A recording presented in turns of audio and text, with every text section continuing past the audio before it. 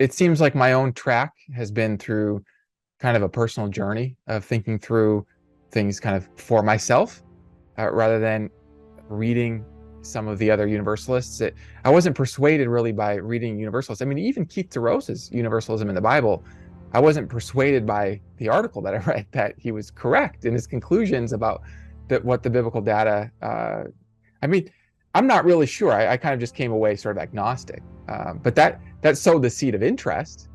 And so I'm just looking at the passages for myself. I'm looking at the history for myself. I'm talking with Jerry Walls.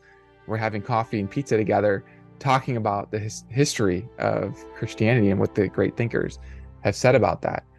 But I will say that I read David Bentley Hart's book, All Shall Be Saved. I thought that was a very interesting case that he made. I thought that was a very important case. I think that one thing that maybe makes it more difficult for some to be moved by his case is that he himself never believed in eternal conscious torment.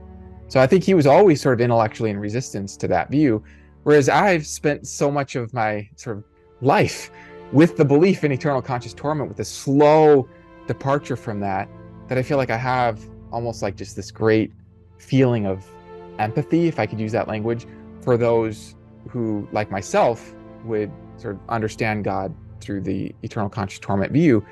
And so I feel like my sort of departure from that hasn't come through maybe some of the considerations that David Bentley Hart brings up, although he does a nice job also talking about biblical data, historical considerations, as well as philosophical considerations.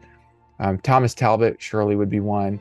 The co-host that I was with on a show recently writes in, I hope I'm pronouncing that name correctly, but he seems to be one who I would definitely recommend. So there are many workers in this field that I would point to. But I feel like I said, it hasn't been so much from reading the works of other Universalists. It really has been kind of my own turning over the rocks myself, looking at the primary texts myself, and just sort of blazing my own trail. It's kind of changed my own view on this, if that makes sense.